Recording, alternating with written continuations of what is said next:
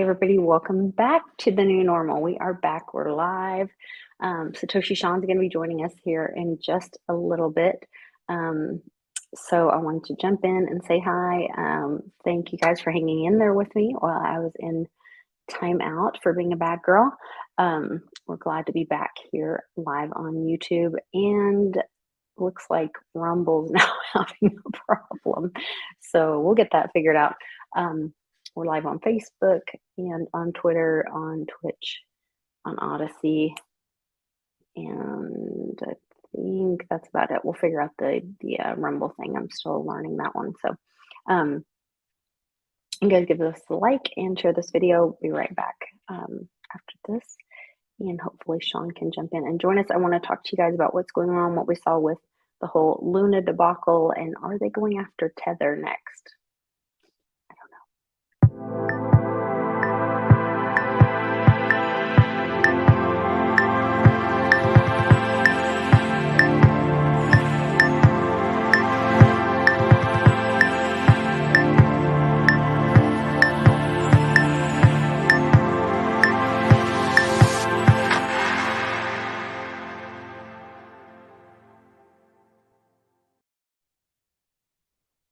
Hey there, everybody. I am glad to see you guys in the chat. Thanks for joining us.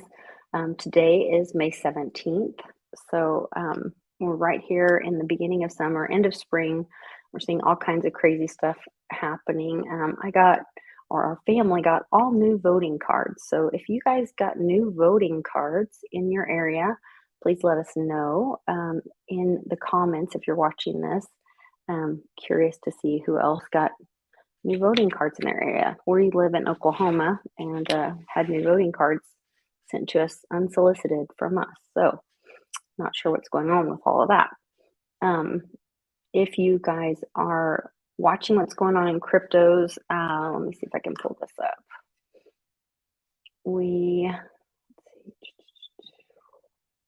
I thought I already had it pulled up. Sorry about that, guys. We recently, it was all the hubbub over the big lunar blood moon. Definitely saw blood in the streets with the lunar token, Luna, Terra Luna.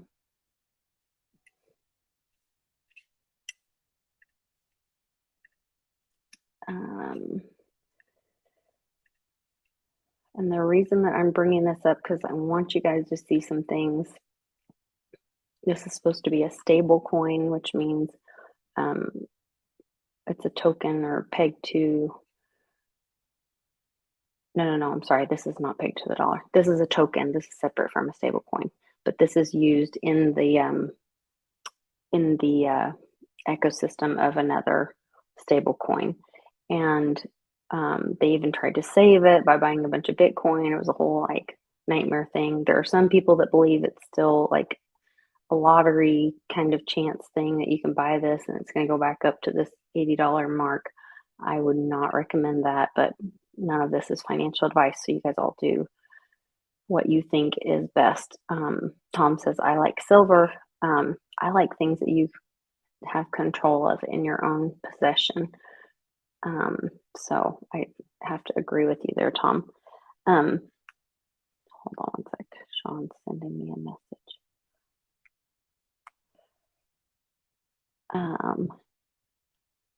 So he'll be joining us in just a minute. Hopefully he can jump on here. I'd love to get Sean's insight on some of this and the situation. So curious what you guys all think. Yes, Theta on a ledger. Tom says no. This is a great buying opportunity. You know, you guys, the market is so down with everything. Once again, none of this is financial advice. I'm not a financial advisor, clearly. I'm a mom and a patriot and a wife and lots of things, but not a financial advisor for sure. And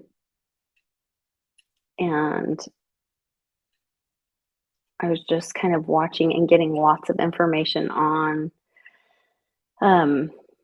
Twitter and crypto Twitter and hearing lots of things. And then today, I don't know if you guys saw that they were the big news today. Big hearings, very important across the Congress was having breaking news hearings that, they were just really needed you to know about this, that they were having hearings about the UFOs. Where is that? Oh, that's the Durham thing. The timing of this is hilarious.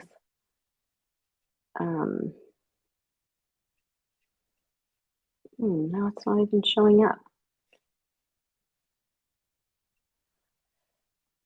Yeah, here we go.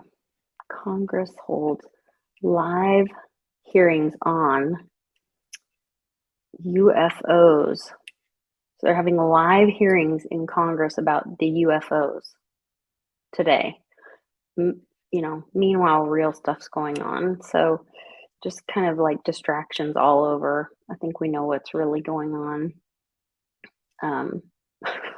I thought this was hilarious. I'm like, how many times are they going to bring this up? And who was telling us about this? We all know Uncle Cliff was telling us that they were going to bring out the UFOs. There's little triangles they're going to tell you all about and try to scare you and distract you. You can go look on some message boards that we all know about. Today is the 17th day of the month, hint, hint. And that falls in line with some timelines of that information as well. I also had a friend and someone you guys will see in the chat occasionally that brought up something. I guess the CDC recommended giving boosters to kids between the ages of 5 to 11. And a friend of mine sent me a message and I said, oh, could that be the shot heard around the world? And they said, oh, 5/11. Could that be a reverse of the Guy Fawkes Day? Remember the 5th of November. So I don't know if that's true or not, or accurate or not, but I had several people respond when I mentioned that on another platform or thread. So yeah, G. Graham says, Uncle Cliff says he's right about the UFOs coming out. So and when Cliff says something, it's that he was seeing that in his data. And so he's right in that the data was going to show that coming out in the narrative. And so we're right on that timeline. All of that kind of stuff is coming out on the timeline. So we are following along. It's like we're reading a little storybook.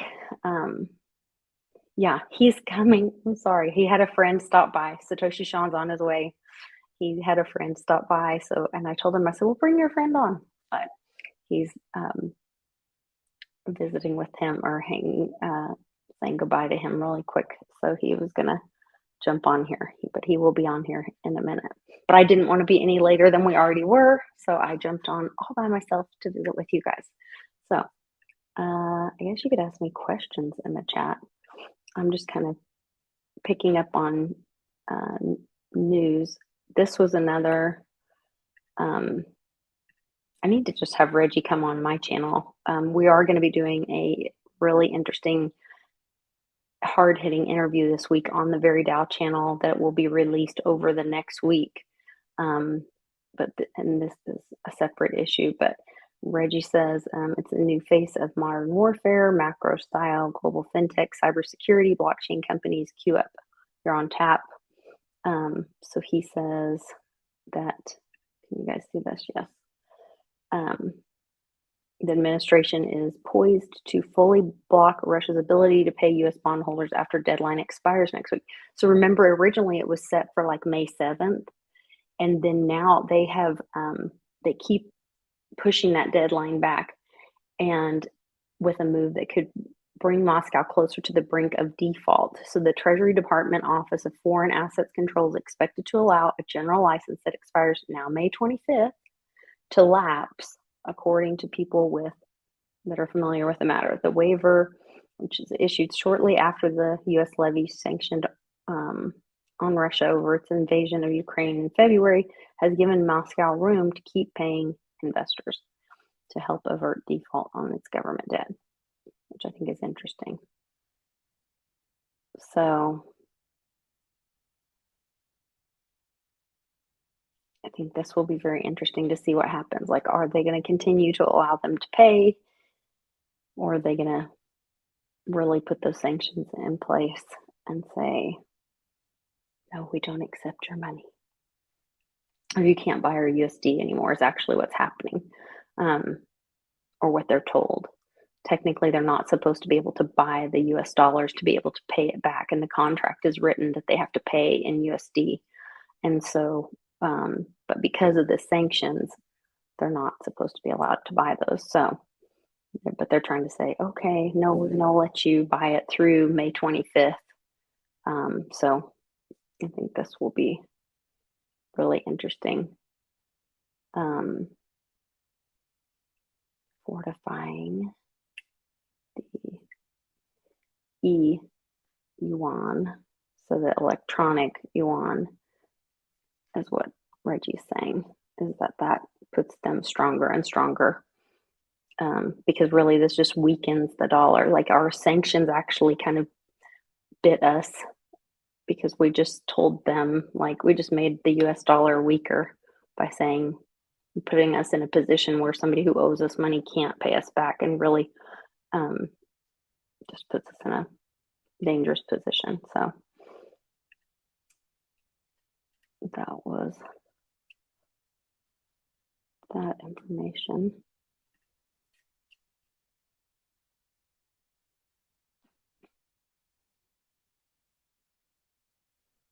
Oh, how weird.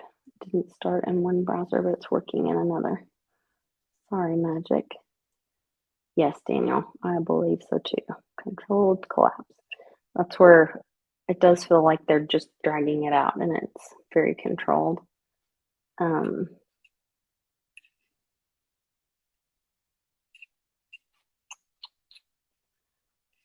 see. And more like disclosure about these kind of things. The BLM founder paid her baby's father almost $1 million for creative services. Never heard it called that before. And her brother, $840,000 for security. Fellow director, $2.1 million. Reimbursed the organization $73,000 for a charter flight. So I think that's kind of old news, but I feel like everybody kind of knows that. But still, more and more is coming out with that kind of stuff. So we will keep hearing, I guess, more and more of that. And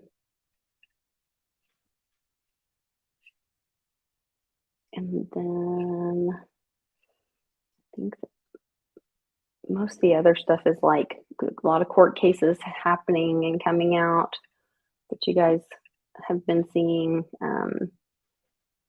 The Sussman stuff is happening.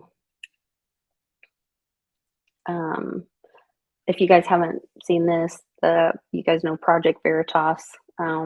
They've done a lot of undercover recording. They caught Twitter people talking about and literally saying, no, Twitter does not believe in free speech, and that they were openly censoring the right and not the left. And this employee of Twitter says that on camera.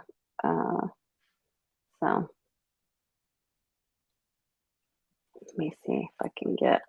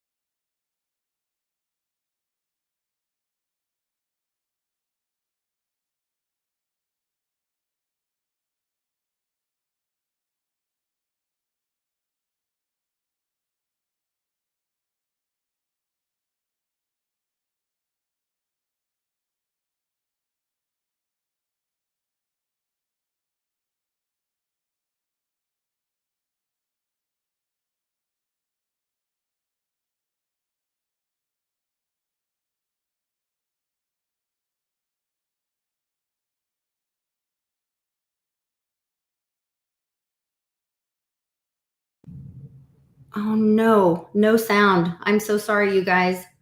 Good Lord. See, this is where it's so hard for me when I don't have somebody else on here with me. I apologize. Crap. Oh, sorry, guys. Tether does not do we're not doing a capitalist. So we weren't really operating like capitalists, more towards race socialists. Like we're all like communist. Ideologically, it does not make sense, like because we're actually censoring the right, not the left. Because everyone on the right wing will be like, "Bro, it's okay to say, you just gotta tolerate it." The left will be like, "No, I'm not gonna tolerate it. I need it censored, or else I'm not gonna be impacted." So it does go to the right. It's true. There is a bias. But I don't know the two parties can truly coexist on one platform. What do your colleagues say about like? They hate it. Oh my god, I'm at least like okay with it, but some of my colleagues are like super left. What are they saying? They're like, this will be my last day if it happens. Has much changed since like Elon's coming out? A lot has changed. A lot has changed. We're all like worried for our jobs. Why are you so worried? Jobs are at stake. Like I started working for Twitter and became I think it's just like the environment. Like you're there, and you make all these decisions. You did all we could to like revolt against it. A lot of employees revolted against it, but at the end of the day, board of directors had to say, and then they acted on their best interest because they didn't want to get sued. I basically went to work like 4 hours a week last quarter. That's how it works for a company. Yeah. How would you describe communism inside Twitter? Essentially, like everyone gets to do whatever they want. No one really cares about like OpEx, like capitalism. They care about numbers. They care about like how to make the business more efficient. But Twitter is like vendor holders, everything. Like if you're not feeling it, you can take a few days off. You can just take a month off, then come back. But you always like do your best at any time. And that's the culture. And we'll run the business as much as possible. Capitalists would be like, you gotta generate profits or you're out. A lot of people look at survival as culture. Well, thankfully, I can take a few days off because I get kicked off and you guys are still here. So, Andrew, give me some grace when my sound goes off. You stick in there with me. Yeah, how crazy is he like admitting that it was. He said it is a communist culture inside of Twitter. And then he's saying like, but it's different now that Elon's there. But is he really there? Because the other day I'm hearing that he's like, the deal's not really done yet. And he's pulling back because there's these bots. And now they're looking into or researching how many bots there are on Twitter. And I know there's several people that have like purchased accounts, following accounts. Like you can go to these websites and purchase accounts to follow you. So it looks like you have more followers and stuff. And so I don't know, it's really interesting to see all this kind of come out. One of the trips Ben and I took, this has been years ago, he was doing educating Lisa. I was asking lots of questions and we were talking about the history of the census. And he said, it used to take so many days to complete the census because they had to travel by horse.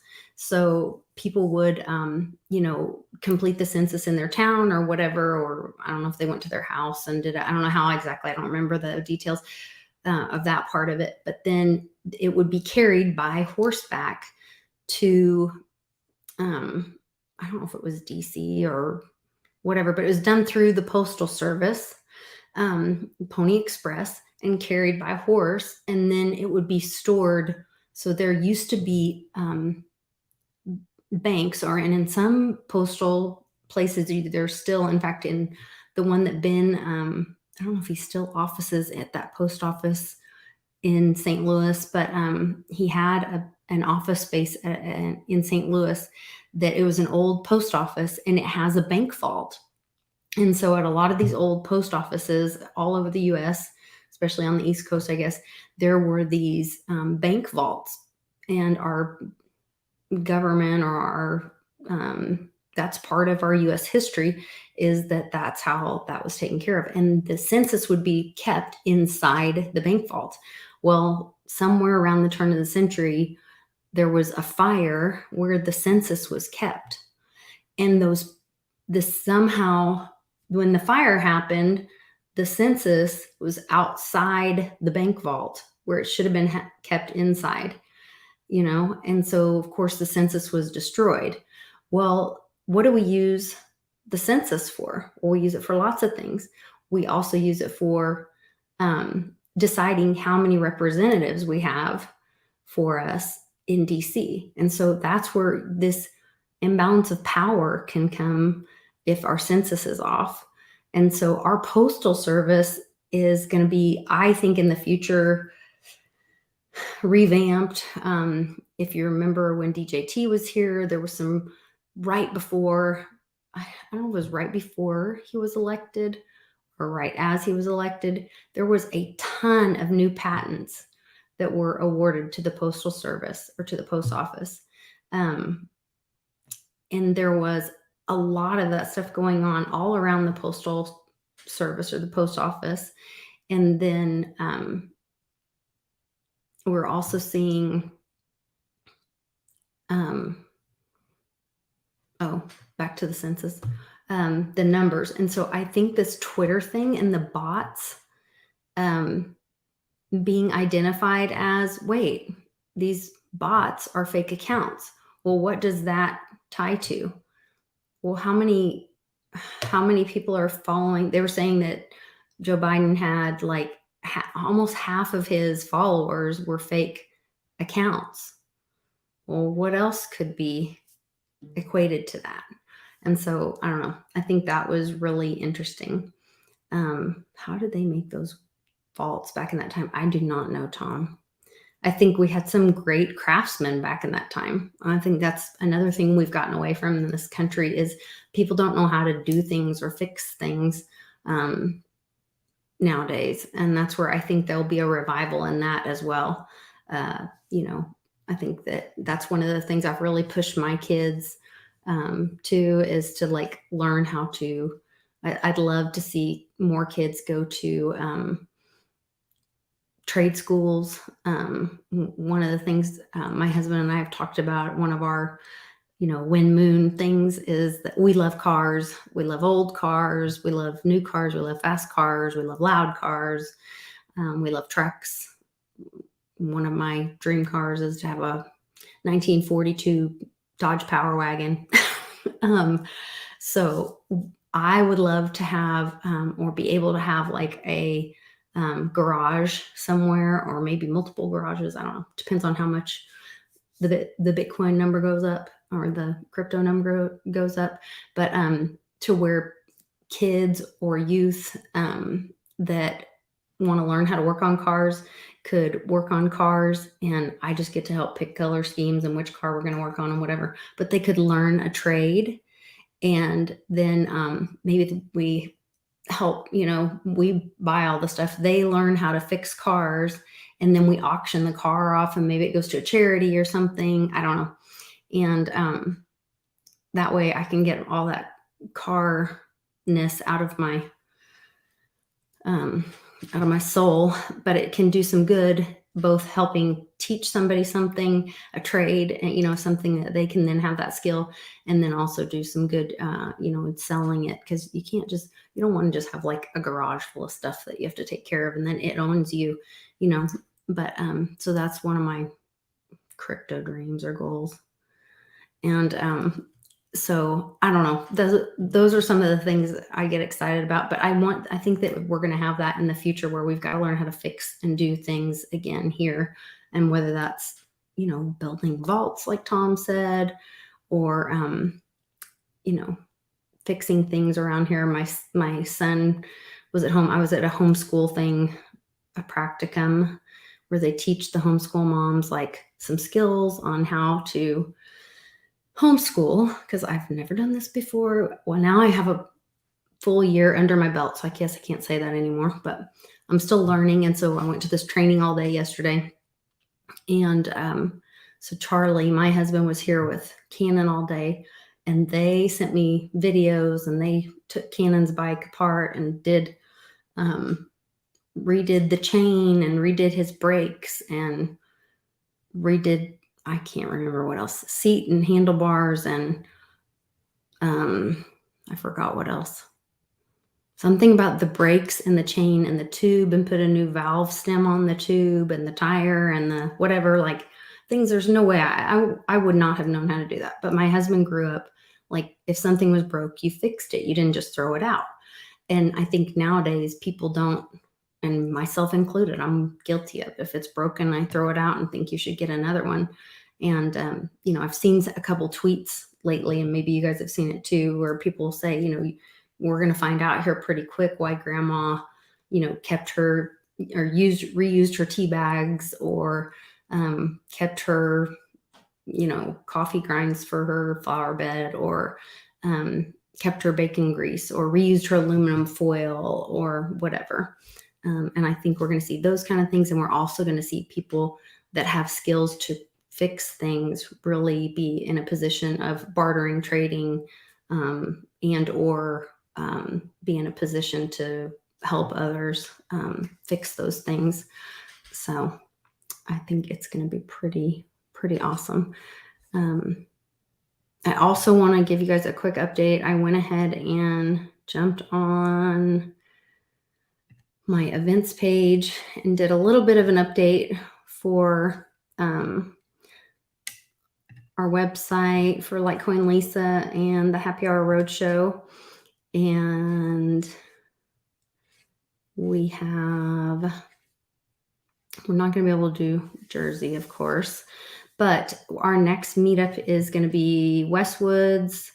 And that's going to be on the 17th. Is that right? The 17th? I say the 17th. Yes, Friday, June 17th in Peoria. Go to clintwestwood.net for details. And that is going to be on a Friday in Peoria, Illinois.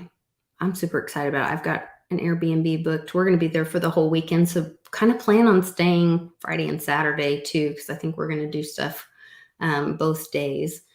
And then we are looking for a host for 4th of July area. If you guys still are, and maybe that weekend, if somebody's got something, if you've got a great thing you do in your town and you want to do a meetup, I'm still open to that.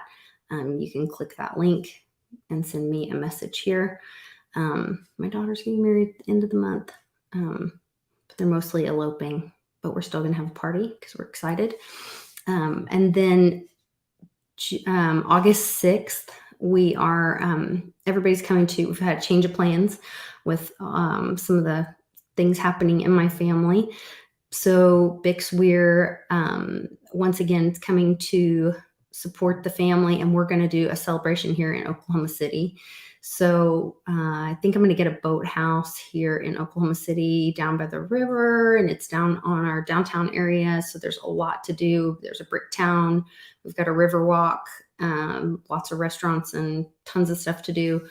And we're going to celebrate the warrior and the champion for Team Mighty. So we'll do a fundraiser. Like I said, Bix Weir will be here. I'm trying to get Ben here as well, but we'll see what he's got going on that weekend. But we'll definitely have a big meetup talking about crypto freedom. I'm going to talk to, I've got some friends in the military here. So we're going to do some kind of military celebration or presentation.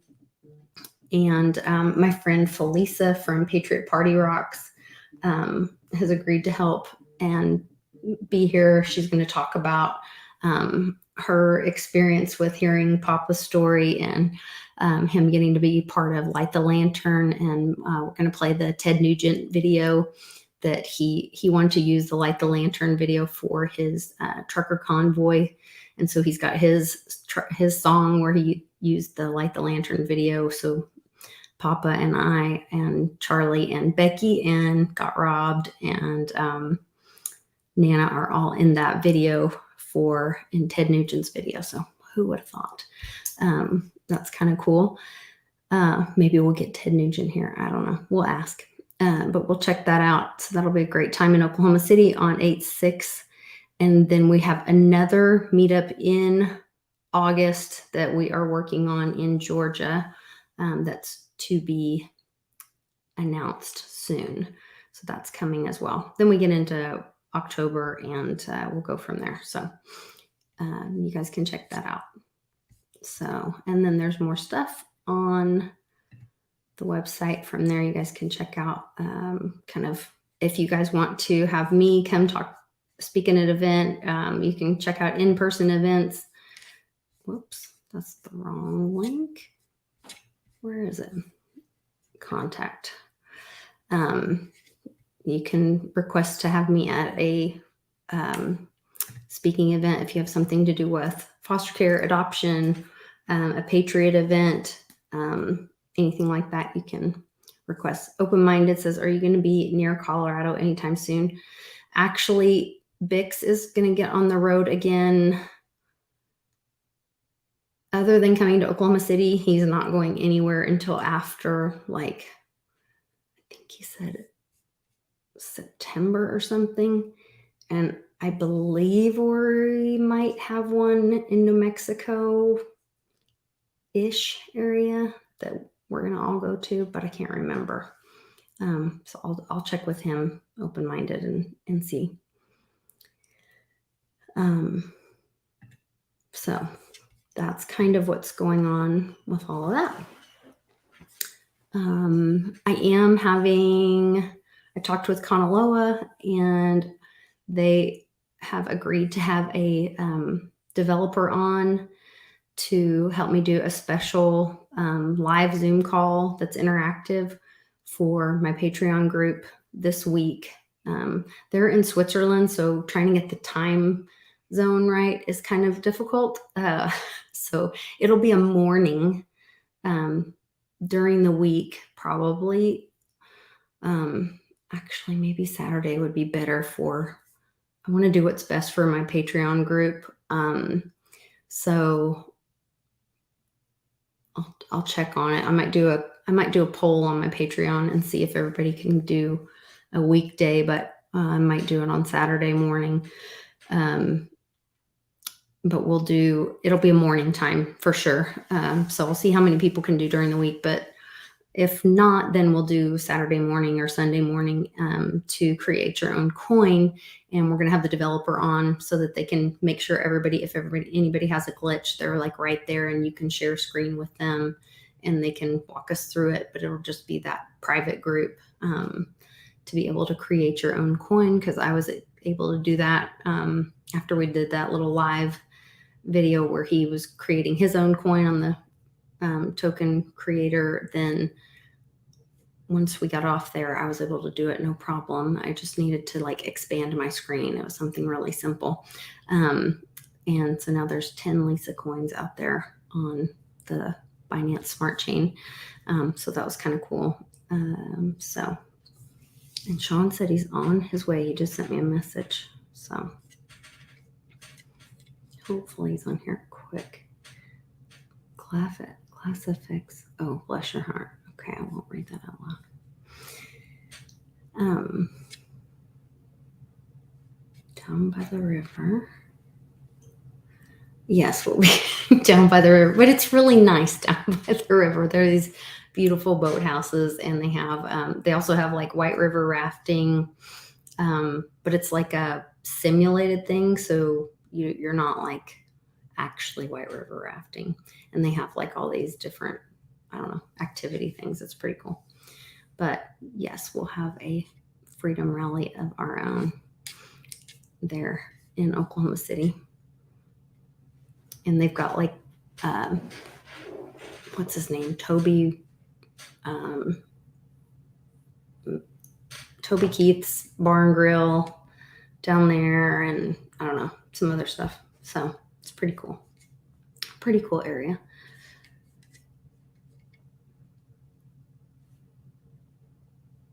Oh, is it somebody's birthday? Mark's birthday.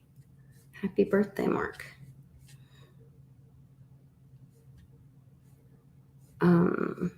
There's another thing. I had a meeting today with somebody from Cult DAO, and hopefully we're going to be having some more upcoming information from them. But you guys might go check that out. It's called Cult DAO, and you can go read the manifesto at cultdao.io.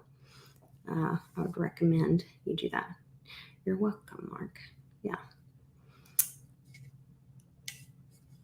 Okay, Sean says he's going to be here any minute now. I apologize. I don't want to hang up on you guys when he's going to like jump in here now.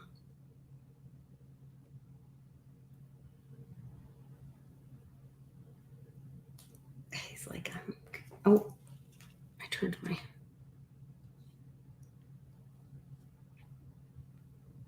Send it again.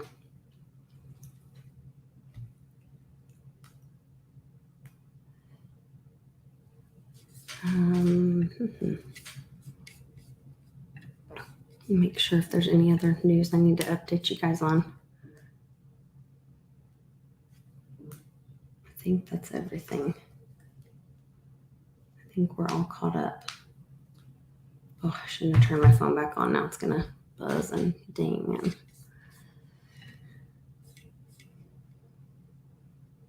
did anybody else get in the chat, did you guys get a new voter registration mailed to you recently?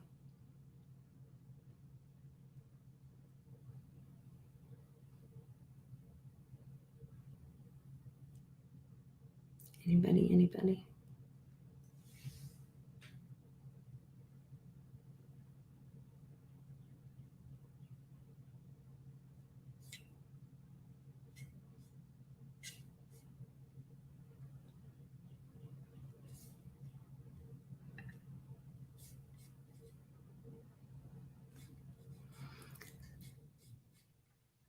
Also, make sure you go and, nope, Sandstorm says no. Make sure you go and sign up or like Sean's channel.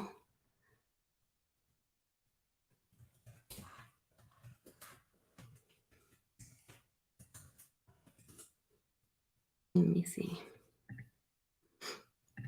Pull up Satoshi Sean. I was watching this weekend. He had a great one on. It was with mindyourbiz.tv. They were having a great conversation, and I just think anytime you can like have a couple minutes and learn something new, jump in and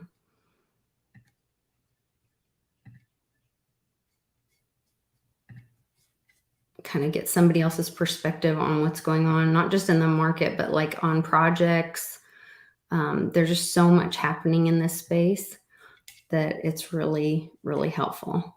So, and these guys are like all over it. So that would be definitely one to go back and watch. Oh, I was trying to get that off of there. Dismiss.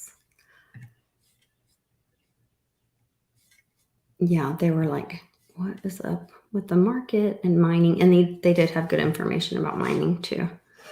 And that's one thing, like with the regulations changing and all that, there seems to be some things that are a little bit safer to do. I'm not, yeah, open-minded said he saw that one and it was a good one. Yeah.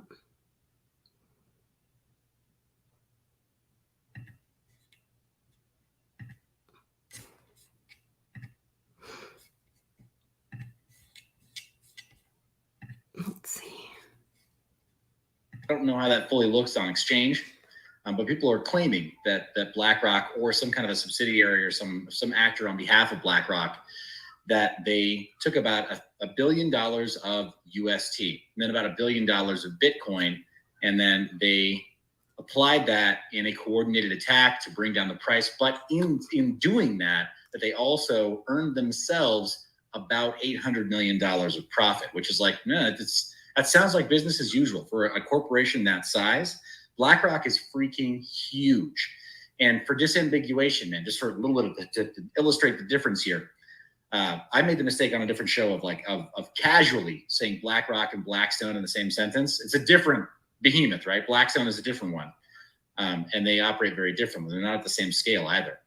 But yeah, these kinds of companies, for them to make to have a 9-figure or a 10-figure week or month, like you were saying before, it's like that stripper that's like, oh yeah, I had this really great night. It's like, yeah, the rest of the time you're eating crap. To say that you have that job. That's true of these guys too. They have a few really, really big wins. Like BlackRock has a few really, really big wins every now and then, this quarter, that quarter, this year, skip 2 years, whatever. And then they're eating crap the rest of the time, right? They're like, oh my gosh, our portfolio is terrible. It's like a slow trickle, but we don't have these big wins except for like this one or that one. And so if BlackRock was involved in this and it was all them and the profits do actually flow back to the mothership, they made almost another $1 billion back, man. 800 million, not a bad day's work, right? Like, so I get the motive. It seems like signs do point to them being involved, but even if it wasn't them, the thing that I'm concerned with, Sean, is that after something like this happens, everybody, left, right, center, top, bottom, everybody involved in crypto is saying, man, this is why we need regulation. Exactly. I'm like, no, stop. No, they want you to want this. And also, I think it goes a little bit further to where this is why you can't trust stable coins that aren't fiat. This is why we need CBDCs and not just a stable coin pegged to gold or pegged to this or pegged to that. It has to be pegged to our men with guns. I think that was another thing, because that's what Yellen came out totally talking about stable coins. And I think they were able to do a lot with this. To discredit crypto in general, to show how easily it can be manipulated, to shake out a lot of people that were just coming in, to give it a black eye, and to really hurt the debate on stablecoins. And to have people begging for regulation. And also, they hurt Coinbase pretty bad. So, you know. Yeah. No, I think you're right. I think you're totally right. Well, if we can't have Sean, we can have Sean's channel. I swear he said he's coming on. But anyway, that's kind of what I was wanting to talk about. But then what I was really wanting to share with you guys. So that's where he's talking about the Luna thing and what happened with Luna. What I was wanting to add to that conversation was this. And that's that today, New York Supreme Court has rejected Tether's petition to block the public from receiving the documents detailing the composition of Tether's reserves over the past few years. So we saw this happen with Luna, which was actually a token of UST, or in the UST ecosystem. Now this is actually going directly against Tether, which is an actual stable coin. This is a stable coin. Tether is supposed to be 1-to-1 with the US dollar, a stable coin, USDT. If this comes out that their reserves do not add up and are not there to support that they are 1-to-1 with the dollar, they're in trouble. And this just goes more and more. And so my point with this was, I guess, just exactly what Sean was saying. Like, why would they want to do this? Well, because, yes, I think Tether's going to be next. And I think they're doing this on purpose to say, oh, look at those bad cryptos. You need the CBDC. Look, we're going to save you with the CBDC to justify then the spying that a CBDC brings with it. Because then they have, if we have something like Tether, if we have a stable coin that is a cryptocurrency that's not associated with the government, then you can purchase cryptocurrency and the government doesn't really have a way to know what you bought exactly, and they don't have a way to track it the way that, other than through your bank accounts and what the banks report on you and what you report yourself. But if they have a CBDC and every purchase you make has to go through that CBDC, then that is the gatekeeper. And then they know all of your business. And the reality is that government and money does not have to be associated. Money does not have to run through the government. That's not constitutional. Those don't have to be two associated things. Our assets do not have to be run through the government. So, anyway, this is why I'm concerned, and this is why I wanted to come on and talk to Sean today, but he must be having problems because I know he was trying to jump on. He's sending me messages, but yeah, if you guys are looking for updates from Uncle Cliff, I know he's not really doing videos right now, but he does have a newsletter on Substack. If you go to cliffhigh.substack.com, no underscores, just Cliff High, and Cliff is with one F, cliffhigh.substack.com. You can stay in touch with his newsletter and all his updates. That's probably the best way to stay in touch with him.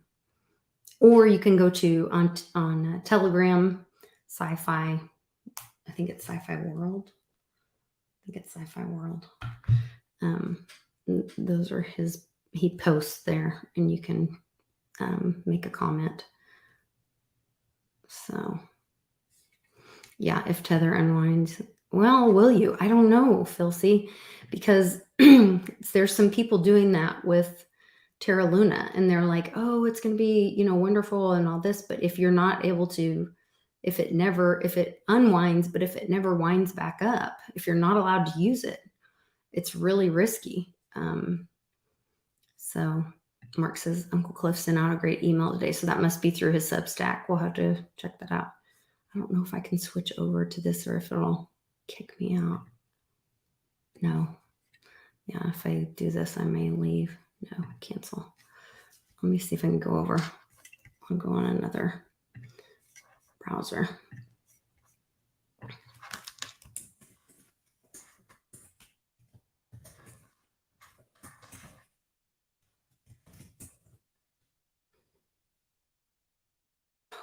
Make me re-add I'm already subscribed. It's making me re-add. You're already subscribed. New. Abe rolled his own. So he says, Abe Lincoln had a problem. Well, I actually had a shit ton of problems, but there was one really vexing all the way down to the core of things. Abe was facing the Khazarian mafia. He pretended Jews who were really seriously pissed at him. Khazarians had a good reason in their minds to be angry. Abe was starting to interfere with huge, lucrative business model of theirs. You see, the mafia owned the banks and they financed the slave boats. The mafia owned the slave boats and many of the crew. They owned the corrals. I'm probably going to mispronounce this, so I apologize, Uncle Cliff.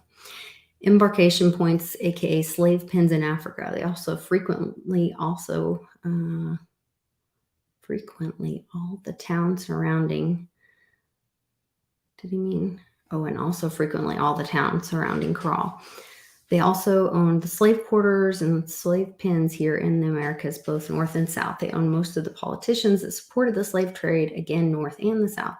They also were nearly 90% of all the owners of slaves here in North America. They also financed the cotton industry to support their mills in England, which were their mainstay for their banking interest there. It gets really complicated the more you get into it, but it all added up to a bunch of problems for Abe, inasmuch he knew that war was coming. The Khazarian mafia pattern. Abe knew this. Abe knew about the whole plan that the Khazarians worked on Italy a century back that led to its partition into, oh my gosh, I'm just going to put my glasses on because I can't read. Abe knew this. Abe knew about the whole plan that the Khazarians worked on Italy a century back that led to its partition into North and South Italy. Abe could see into the Khazarian plan unfolding and in the world in which he was president of the Republic of these United States. Did not look good at the time. It was 1860s, by the way. The Khazarians were already well along with their partitioning of these states united, as they had with the Mason-Dixon line firmly in place, sort of a cutoff on the dotted line for their version of the USA in the future, where in the South would be the new home of the Khazarian mafia, banks, slave trade, et al. It's what they do, divide and conquer. Sound familiar? Korea, Vietnam, what they would love to do to Russia with some of that desire originates with Russia helping Abe fight the Khazarian mafia in 1862. Why does all this sound so familiar? The real you-know-what was that the Khazarian mafia owned the banks that were financing the whole infiltration and insurrection against Abe in these United States on the American continent. Again, seems familiar somehow. Further, Abe didn't control the money supply for these states united, though they did mint the coinage. It gets complicated, but basically Abe's core problem was going up against a rigged financial system with honest money that was also outside his control. The circulating money in the United States at that time was gold and silver coinage, and Abe's America was suffering a chronic silver shortage. Just like now, Lincoln had to correct the core problem in order to address any of the others. So he did. He created the greenback dollar as federally issued fiat currency that had no backing by gold or silver, yet was legal tender and could be redeemed in coinage. Greenbacks solved so many problems for Abe. They got him killed, in my opinion, as it was a straw that broke the Khazarian mafia hold on these states in America. And they simply could not have that persist. But the greenbacks allowed Abe to finance, prosecute, and win the war between the states, which prevented the South from sustaining the secession to a confederation of Khazarian-ruled fiefdoms. The irony of the South, now resurrected as a heritage preservationist from the entire states united on the American continent, leading a cultural counterstrike against the modern descendants of Abe's assassins, is not lost on those who know history. The universe always favors surprise in its intention. Abe surprised the Khazarians by rolling its own currency, a DIY effort at a national level, and that led to these states being still united, more or less, to this day. Yes, I know, same you-know-what, different day, or so it would seem to the normies. However, we are there, this here and this now, in that place where it is different this time is actually factual. It is different this time. The Khazarian mafia banking scam conquered all the nation states around the globe. That very success will be their undoing, as it turns out that the central banking model operates on a fundamental principle of grow or die. Whoops, dilemma emerging. We're at the end of the Khazarian mafia central banking scam. This time it really is different when there's no place for them to hide and the people of the planet are learning where to look.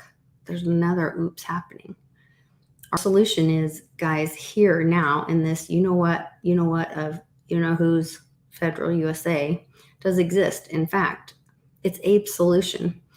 That is to say, a federal treasury issued national legal tender fiat currency that has no interest, is not controlled by the Khazarian mafia central bank that we call the Federal Reserve Bank, which is not a bank, has no reserves, and is not part of a legal federal government. Not that the federal government under the you-know-what regime is all that legal anyway.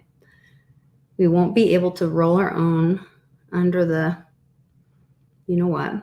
They hate all things American, especially sound money. It's my thinking that we will get a new version of Abe's solution pretty quickly after the end of the constitutional crisis season, just ahead this summer, which is